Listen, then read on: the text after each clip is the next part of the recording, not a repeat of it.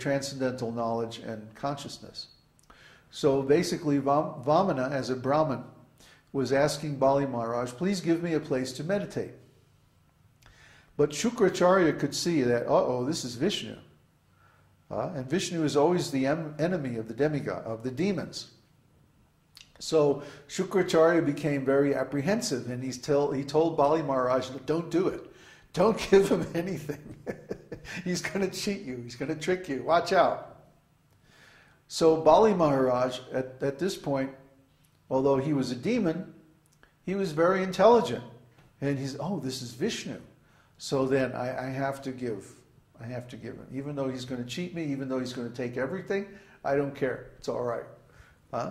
So he said, okay, you take 3 steps of land. That's fine. So Vamana Dev took 1 step all the way down to the bottom of the universe, Patala Loka. Then he took his 2nd step all the way to the top of the universe, and in fact, he poked his toe through the covering of the universe, and that the water from the Karana ocean came through that hole, and that becomes the Ganges. That water became the Ganges. So then he said to Bali Maharaj, well, where am I going to put my 3rd step? I already stepped from the lowest to the highest part of the universe. So where am I going to put my 3rd step? So Bali Maharaj, being very intelligent, he bowed down before Vamana and he said, my Lord, please put your 3rd step on my head. So it's a wonderful story. It shows the mood of pure devotion to the Lord. So in that way, Bali surrendered everything. And of course, Vamana took the universe and then he gave it in charity to Lord Indra, his brother. And Bali Maharaj was kicked out. But then Bali went to the spiritual world, so he attained the highest objective, even against his own spiritual master. Why? Because his spiritual master was telling him, no, don't worship Vishnu, don't sacrifice everything to Vishnu. He's going to cheat you. So Bali Maharaj gave up his spiritual master, Shukracharya, and he accepted Vamana Dev instead. So we should be like that. This is a lesson. This is a wonderful example of how to perform devotional service. Even if somebody is telling us, no, these devotees, they're no good, they're going to cheat you, they're going to make you, bow down and pray to God and all this terrible stuff. Our philosophy is completely the opposite. We say, don't enjoy material life. Don't waste your time. Because when you get done enjoying material life, all the when the party's over, it's like it never happened. It's gone in time, in the past, and you can never recapture it again. So it's like it never even happened. Poof, it's gone. So why should we spend our valuable time and energy in material enjoyment when, as soon as it's over, then we want it again? That's not very satisfying. But spiritual life isn't like that. Krishna says that there's no loss or diminution in this process. In other words, once you perform one aspect of spiritual life, that result is eternal. You never lose that. And that's been my experience also. Since I had my Krishna Darshan on Kauai, I have never lost that consciousness of the spiritual world. It's become internalized. And no matter what I do, it doesn't go away. Oh no. Yeah, how terrible, huh? So, my experience is like that whenever we attain something in spiritual life, that becomes a permanent asset, even from one life to the next. We see this in astrology too, that when you do someone's chart, it's very easy to see how much good spiritual practices that they have done in a previous life, because they bring those results with them into the present life.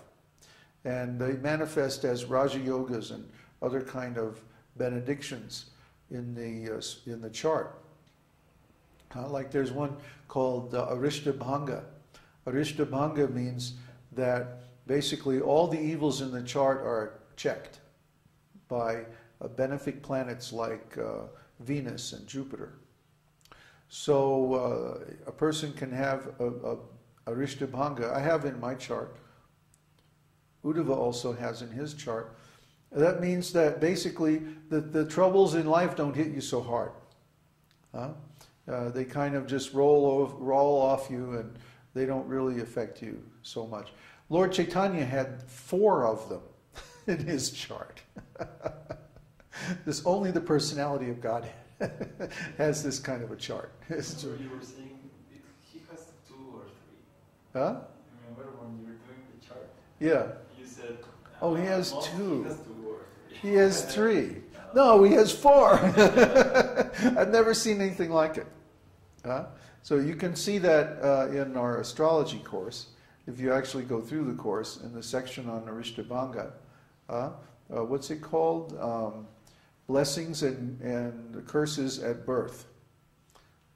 Because some people are also cursed, and they have other indications in their chart that they're blocked from attaining spiritual life. So if we have some interest in spiritual life, this is very, very fortunate. Don't take the advice of Shukracharya. Hey, party like it's 1999, and then afterwards we'll have time for spiritual life. It doesn't work that way. What happens is, because of material enjoyment, you dissipate your energy. You dissipate your intelligence. Your intelligence becomes covered. Just like on a cloudy day, the clouds cover the sun, at least from our point of view. Actually, the sun isn't covered at all. The sun is still shining like everything, but our eyes are covered by the clouds, so we can't see the sun. Similarly, when we engage in a lot of material activities, our intelligence becomes covered by all these material impressions that we absorb through our material senses. So it becomes very difficult for us to see spiritual life, spiritual values, spiritual knowledge, because our natural spiritual intelligence is covered by all these material impressions, and we can't really see what's going on. So a person who wastes their whole life in material activities, when they get to the end of their life, they can't perform spiritual activities. Their intelligence is blocked. There's a nice story about that. One day there was a king, and he was having a discussion with his spiritual master. And he was saying, well, I'm the king, so now I'll enjoy like everything. And then when I get old, I'll do spiritual activities and attain enlightenment. And his spiritual master was saying, no, that doesn't work. And he goes, what do you mean? Prove it to me. So the spiritual master said, okay, give me a couple of days and I'll set something up and prove it. So the spiritual master went out and he found this old man who was almost dying. And he said, the king likes you very much. He wants you to come to the palace, and we'll give you all facility to pass away in a very nice atmosphere and everything. So the guy said, okay. So he brought the dying man to the palace. Then he brought the king, and he said, also bring your daughter, the princess. We'll come in one door and have her come in the other door. And watch this. So they go in the room of the dying man. He's on his deathbed. He's dying. And the spiritual master says, here is the king. And so the guy is looking at the king. And then the daughter comes in the other door. Very beautiful woman. Right? And so immediately the guy goes, boing. And looks at the girl. He's on his deathbed. The king is right there in the room. And what does he do? He looks at the girl. So the spiritual master explained the purport. He says he still desires material sense gratification. He's still caught up in material consciousness. Here he is on his deathbed. The king is personally visiting him, and he's looking at the girl. Just see.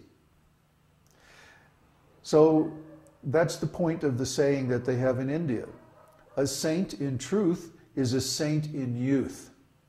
It means we should start the process of self-realization while we're still young, when we can change, when we can adapt, when we can learn easily. The older you get, the harder it is to change, the harder it is to learn new things. So that means if we change, if we adapt, if we learn spiritual knowledge, the esoteric teaching while we're still young, then our whole life is based on that, and we get the maximum benefit. If we start too old in spiritual life, it's almost impossible. I don't know of anybody who became a devotee after about the age of 40. After that, they're pretty much set in their ways. They're not going to engage in spiritual life because they don't know how to perform austerities. Austerities mean that we voluntarily give up some material pleasure to perform some spiritual